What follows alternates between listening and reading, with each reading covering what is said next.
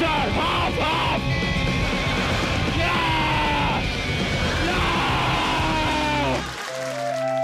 Rozprávka o perníkovej chalúbke.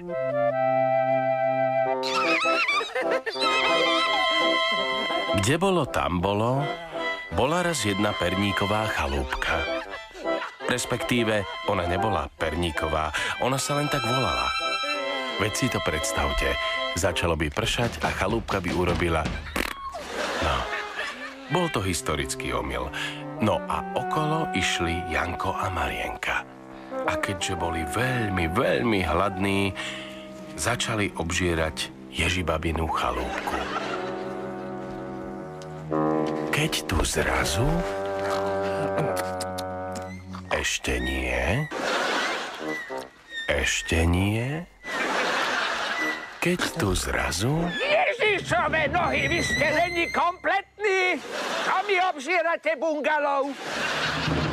Keď my sme hladní, babka. Hladný? No na tebe hneď vidno, moja, že si podvýživená. Tuto dole 50 metrov máte potraviny. Ale nám je strašná zima. Zima? Tuto hore máte novo zrekonštruovaný hotel Bridlica aj so saunovým svetom. Ale keď my nemáme peniaze, babka, nemohli by ste nás prichyliť a dať nám niečo pod zub? To prdele, bez peňazí zasa, no. No čo mám s vami robiť? Poďte, smraďoši, poďte. U nás sa vyzúva. A netrieskajte dverami. Dele, povedala som netrieskať. A tak sa Janko a Marienka dostali do perníkovej chalúbky. Ježibaba však má zákerný plán. Je sestrou Hannibala, ktorého hral Anthony Hopkins a preto miluje ľudské mäso. Chce ich vykrmiť a potom zjesť. Babka, perníky nemáš? Nemám. A čo by si ešte nechcela krevety, tigrie s kaviárom? A čo budeme jesť? No, pozrite sa, máme viacero možností. Buď donáškovú pizzu, alebo skočím do mekáča. Meké! Ja si dám banánový shake. A ja hranolky s kečupom. A ja vegetariánske menu. A ja cheeseburger. A potom ja ešte šunkovú rolku. A ja chcem aj zmrzlinu. No, brzdite, smraďoši. Však už teraz to bude stáť 620 korún.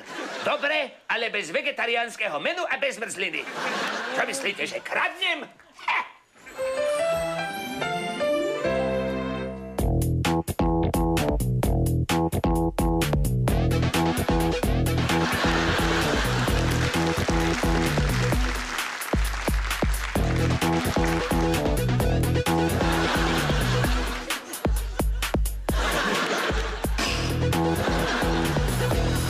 A tak chodila 2 mesiace do mekáča a vykrmovala ich deň čo deň.